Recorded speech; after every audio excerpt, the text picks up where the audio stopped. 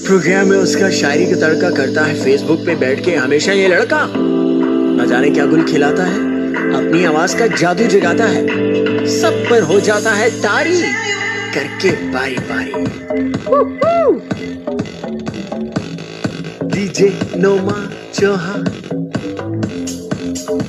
हाँ डीजे डा डा डा डा डीजे नोमा चौहान, शायरी का तड़का।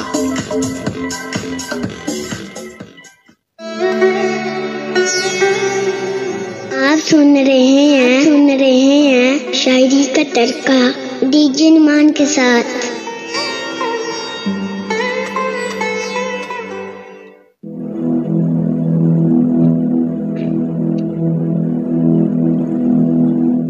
वेलकम बैक सामीन, आप सुन रहे हैं प्रोग्राम शायरी का तड़का अफसाना नाइट अपने मेजबान डीजे नवान के साथ।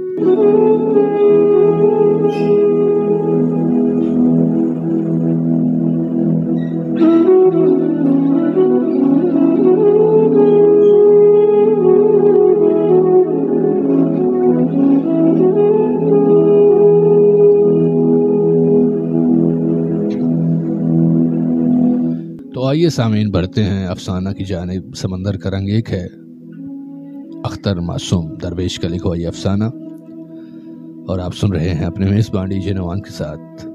शब के 11 बजने वाले हैं। फेसबुक पे डीजे नवान से आप हर हफ्ता की शब ये प्रोग्राम सुनते हैं, और हर जुमा की शब 10 से 12 बजे शायरी का तड़का लेकर आप लोगों की खिदमत में हाजिर होता हूँ।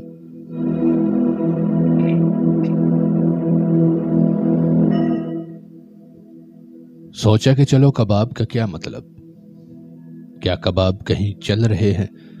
बाद में पता चला कि चलो कबाब नहीं बल्कि चिलो कबाब है। फारसी में कबाब तो कबाब ही है, लेकिन चावल को चिल्लू कहा जाता है।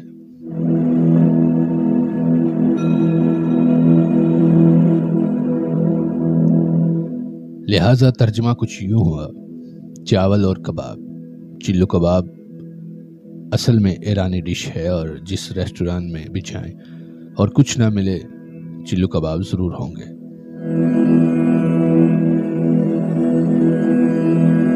कबाब भी कई किस्म के हैं। कबाब को बैदा यानी कीमे के कूटे हुए कबाब, कबाब सुल्तानी जो मुख्तलिफ तरीके से बनाए जाते हैं, कुंजा कबाब जो टिक्का कबाब की तरह होते हैं, और सीख कबाब जो अनारकली में किसी भी रेस्टोरेंट से मिल जाते हैं।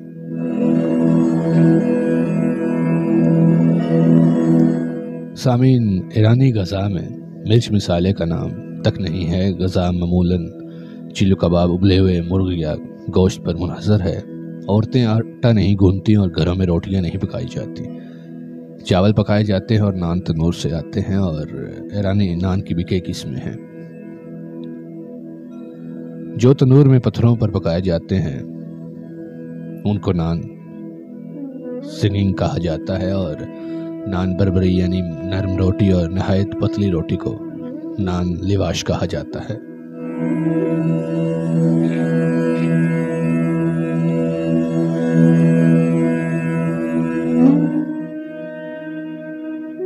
मासूम अख्तर दरवेश लिखते हैं कि सड़क पर एक रेहड़ी वाला केले बेच रहा था। हर केला कोई फुट पर लंबा होगा। भूख ने तंग कर रखा था, लिहाजा उस शाम को केलों पर ही इक्तफा करना पड़ा। वापस होटल पहुंचा तो सर्द बिस्तर में लेटकर कंबल ओढ़ा और सोने की कोशिश की। अगली सुबह उठा, टैक्सी पकड़ी और हेल्थ मिनिस्ट्री के दफ्तर का रुख किया।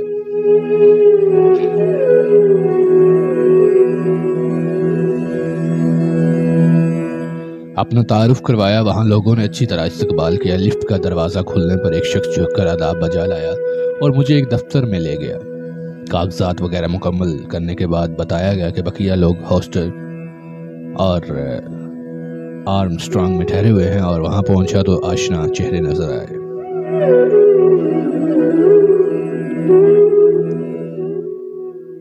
साबी मलिक, बहुत शुक्रिया आपका। मंडी बहाउद्दीन मोहब्बतों की शहर से आप लोगों से मुखातिब हूं।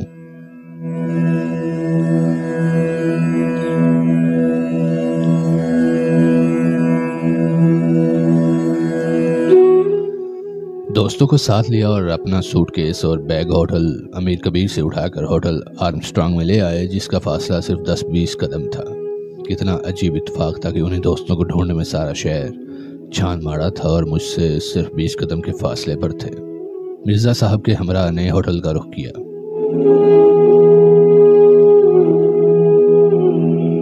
وعلیکم السلام۔ عارش مظہر فاروق مصر یا بحرین سے ہمارا ساتھ دیتے ہیں اور کہتے ہیں کیا حال چال ہے؟ اللہ کا کرم، آپ سنائیں مظہر بھائی کیسے ہیں؟ آپ سن رہے ہیں افسانہ سمندر کا رنگ ایک ہے، معصوم اختر درویش کا لکھا یہ افسانہ، اور پروگرام ہے آپ کا اپنا شاعری کا تڑکا۔ افسانہ نائٹ میں مجھے سن رہے ہیں اور میرا نام آپ کا میزبان ڈی جے نوان۔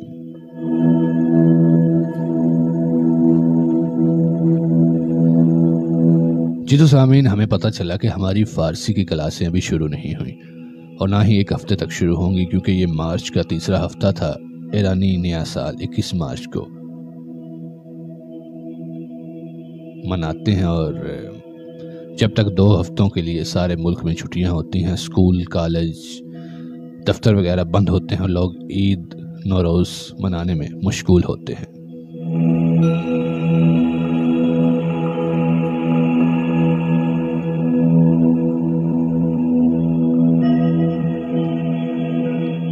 ایک تکمیلی سال میں 365 دن 5 گھنٹے 48 منٹ اور 45 سیکنڈ ہوتے ہیں، یا دوسرے الفاظ میں ایک پورے سال میں تقریباً 1356.56 دن ہوتے ہیں اور عیسوی سال میں 365 دن۔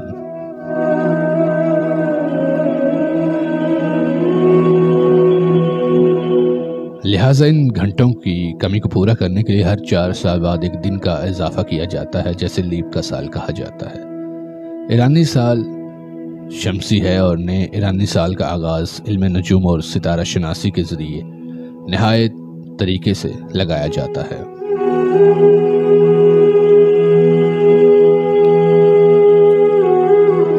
یہ وہ لحظہ ہوتا ہے جب سورج کا مرکز خط استوار کا عمودی طور پر قطع کرتا ہے اور معمولاً 20 یا 21 مارچ کو کسی بھی لمحے وقوع پذیر ہوتا ہے۔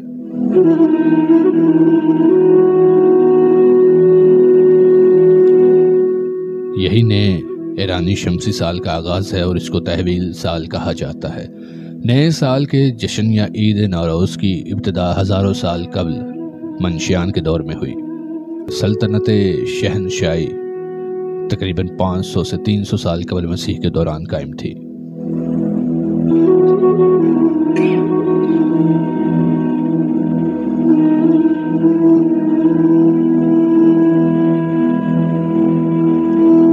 اور موجودہ ایران اور عراق سے لے کر ایشیا تک اور شام سے مصر تک پھیلی ہوئی تھی۔ قیاس کیا جاتا ہے کہ شہنشاہ داریوش اپنے درباریوں اور رعایا کے ساتھ عید نوروز تخت جمشید میں منایا کرتا تھا۔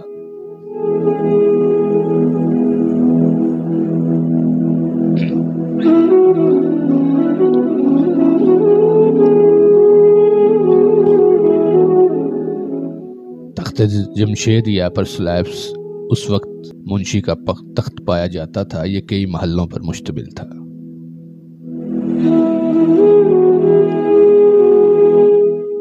اس کے منہدم شدہ آثار آج بھی شیراز کے نزدیک موجود ہیں اور سیاحوں کے لیے باعث کشش ہیں۔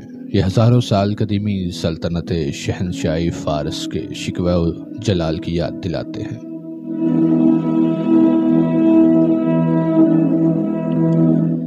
تین 300 سال قبل مسیح جب سکندر اعظم نے یونان سے ایشیا کا رخ کیا تو شہنشاہ داریوش کی شکست کے بعد تخت جمشید کو تخت تاراج کر دیا۔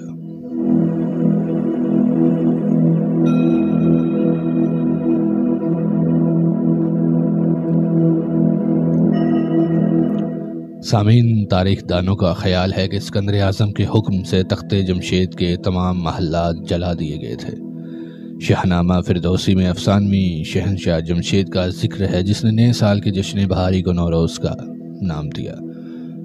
اسی دور میں ایران کے شمال مشرقی علاقے میں اور اس کی تعلیمات اس منطقے میں پھیل گئیں اور زرتشترا نے ایک اہورا مزدا کی پوجا کی تعلیم دی، حق و باطل اور نیکی بدی، جنت دوزخ اور روز قیامت کا تصور اجاگر کیا۔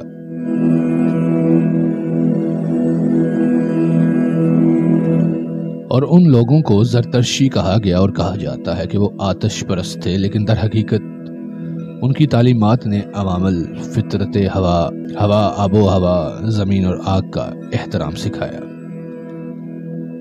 آتش کو مقدس سمجھا گیا، اس لیے عید نوروز کے جشن کو تاریخی لحاظ سے آتش پرستوں کا تہوار بھی کہا جاتا ہے۔ جب 7ویں صدی عیسوی میں اسلام پھیلا تو عید نوروز کو غیر اسلامی تہوار قرار دیا گیا، اور وہ لوگ جنہوں نے ایران سے ہندوستان کی طرف مہاجرت کی انہیں پارسی کہا گیا۔ عید نوروز دراصل موسم بہار کی آمد کا جشن ہے۔ نیا سال مختلف انداز اور رسم و رسوم کے ساتھ منایا جاتا ہے۔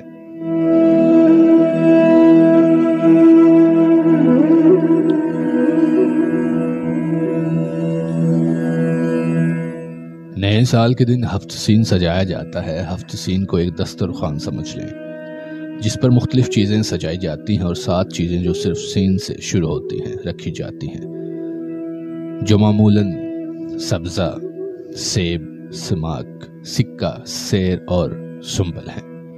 ان کے علاوہ دسترخوان پر ایک پانی بھرے مرتبان میں سنہرے رنگ کی تیرتی ہوئی زندہ مچھلی، آئینہ اور قرآن بھی رکھے جاتے ہیں۔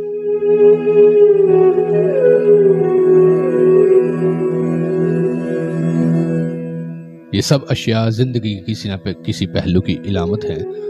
مثلا عید نوروز سے تقریباً 2 ہفتے قبل مٹھی بھر گندم کے دانے ایک پیالے میں بھگو کر رکھے جاتے ہیں اور انہیں ایک رومال سے ڈھانک دیا جاتا ہے۔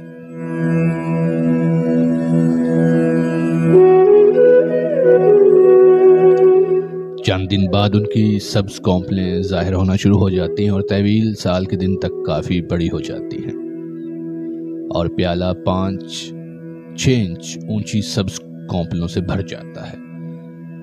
اس کو سبزہ کہا جاتا ہے۔ یہ نئی زندگی کی علامت ہے۔ سنجد ایک خوشبودار خشک میوہ ہے جو محبت کی علامت ہے۔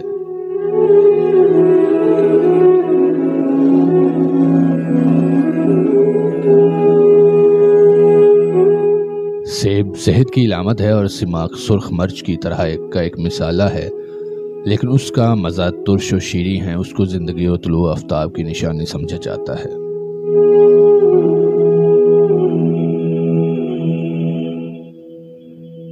سیر جو لہسن ہے اچھی صحت کی علامت ہے۔ سکہ دولت اور خوشحالی کی نشانی ہے، اور سنبل جو ایک طرح کا پھول ہے اسے بھی زندگی اور خوبصورتی کی علامت سمجھا جاتا ہے۔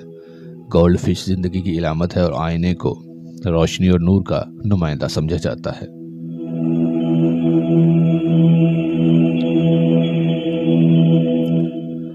ابلے ہوئے انڈوں پر رنگ کیا جاتا ہے، اور جو نئی زندگی اور آئندہ نسل کی آمد کا نشان ہے۔ اس کے علاوہ انواع و اقسام کی شیرینی جات غذا اور تازہ پھل وغیرہ ہفت سین کی زینت بڑھاتے ہیں۔ عید نوروز سے قبل بدھوار کے دن کو 4 شنبہ سوری کہا جاتا ہے۔ اس رسم کا منبع بھی زرتشتیوں کی آتش پرستی سے وابستہ ہے۔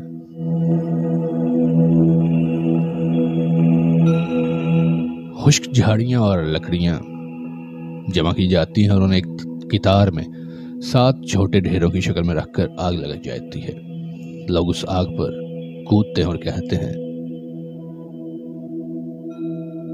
سرخی توازمن زردئی من استو، یعنی تمہارا سرخ رنگ میرا ہو اور میرا زرد رنگ تیرا ہو۔ جی تو سامعین، اس رات کو بچے سفید لباس یا چادریں اوڑھ کر گلی کوچوں میں نکلتے ہیں اور پلیٹوں میں چمچے بجا بجا کر گھر گھر جاتے ہیں۔ لوگ انہیں شیرینی یا پھل وغیرہ دیتے ہیں۔ اسے کاشک زنی کہا جاتا ہے۔ حاجی فیروز ایک اور کردار ہے جو عید نوروز کے موقع پر طویل سال سے پہلے سرخ لباس پہن کر گلی کوچوں میں گاتا بجاتا ہے اور لوگوں کو نئے سال کی آمد کی خبر دیتا ہے۔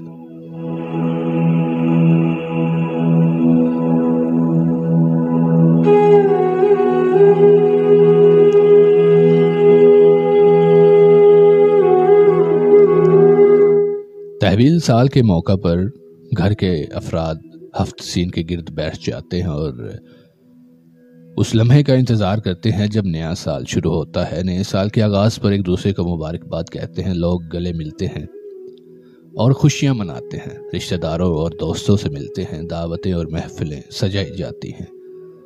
اکثر لوگ تحویل سال کے چند روز بعد دوسرے شہروں کا رخ کرتے ہیں، مسافرت اور تفریح میں مشغول رہتے ہیں۔ جی تو سامعین، آپ سن رہے ہیں سمندر کا رنگ ایک ہے افسانہ، لکھا ہوا ہے معصوم اختر درویش کا۔ آپ لوگوں کو کیسا لگ رہا ہے کامنٹس باکس میں لازمی بتائیے گا، مجھے آپ لوگوں کی فیڈ بیک کا انتظار ہے۔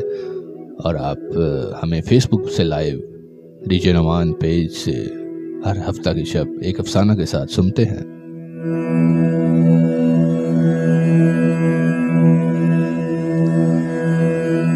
جی تو سامعین، عید نوروز کے 13ویں دن کو خاص اہمیت حامل ہے، جس کو سیزدہ بدر کہا جاتا ہے، یعنی نئے سال کا 13واں دن گھر سے باہر گزارا جاتا ہے۔ لوگ پارکوں اور باغوں کا رخ کرتے ہیں اور سارا دن پکنک وغیرہ میں گزارتے ہیں۔ اس دن گندم کے سبزے کو دریا میں یا کہیں پانی میں پھینکا جاتا ہے، جو ان لڑکیوں اور پارکوں میں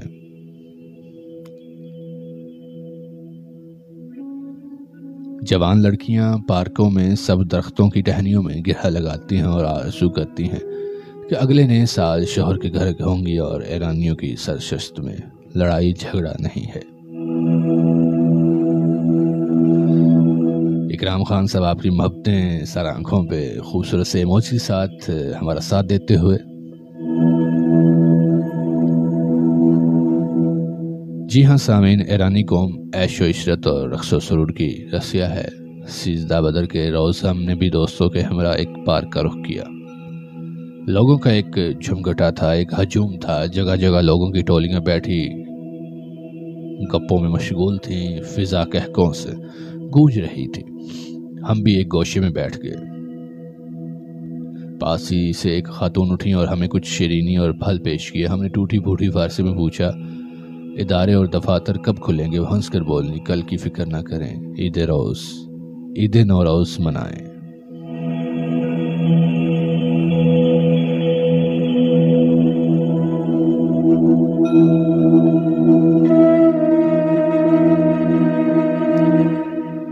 ہم نے خاتون کے مشورے پر عمل کیا اور عید نوروز منانے میں مشغول ہو گئے۔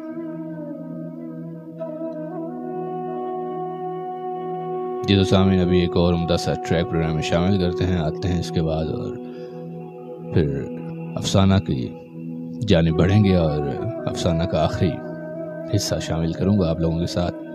ابھی ایک خوبصورت سا ٹریک ہے، گلشن آرا کی آواز، بہت ہی عمدہ سی غزل، تمہارے شہر کا موسم بڑا سہانا لگے۔ تمہارے شہر کا موسم۔ تمام خوبصورت سماعتوں کے نام جو رات کے اس پیر میرا ساتھ دے رہے ہیں، آپ کی محبتوں، آپ کی چاہتوں کا مخلوص ڈی جے Noman. Stay connected Facebook page D جے نعمان۔ گلشن آرا کی خوبصورت سی آواز میں سنیے یہ خوبصورت سی غزل۔ ملتے ہیں اس غزل کے بعد۔